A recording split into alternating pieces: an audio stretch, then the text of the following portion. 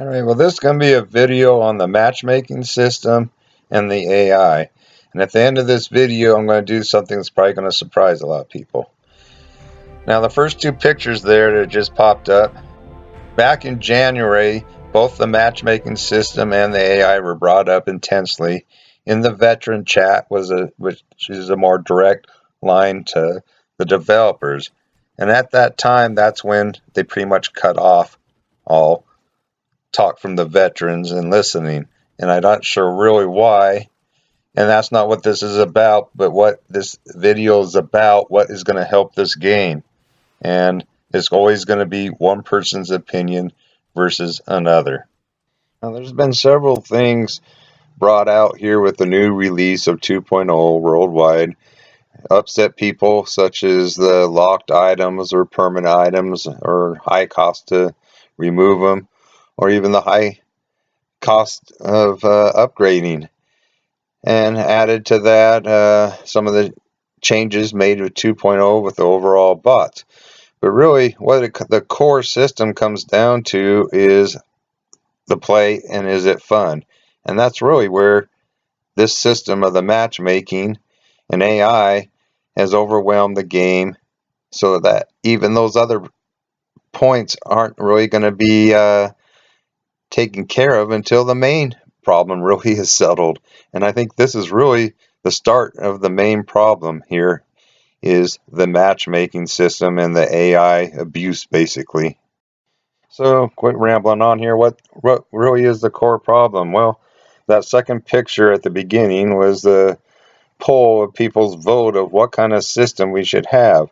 Well, only a few people really voted for this system that we do have, which is actually based just on cups and a tanking system. And so that's what we're going to go over, is about all this tanking that this system has been brought in with. That what is the point of this system to just tank? There's no other reason for it, and it's meant to be used for squads to use to tank, and that's why some people want this system, and that I do not agree with. So I'm going to show you a picture of what a couple people in a squad can do every match. So this is the game now. If you can use a squad, just simply tank your cups down so you get to other players, or you can do it solely to get to other players.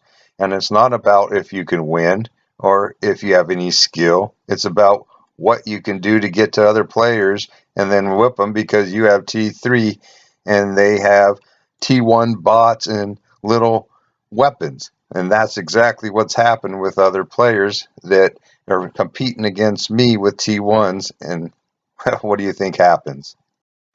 So then, what happens if you do play hard and honest, get your 15 plus 100 cups? Well, I'll tell you what happens. You get punished for it. And now this picture will show you exactly how. You get huge disadvantaged, lopsided AI on the other side, where the other guy could just leave the game and win because you are way outdone with nothing on your team.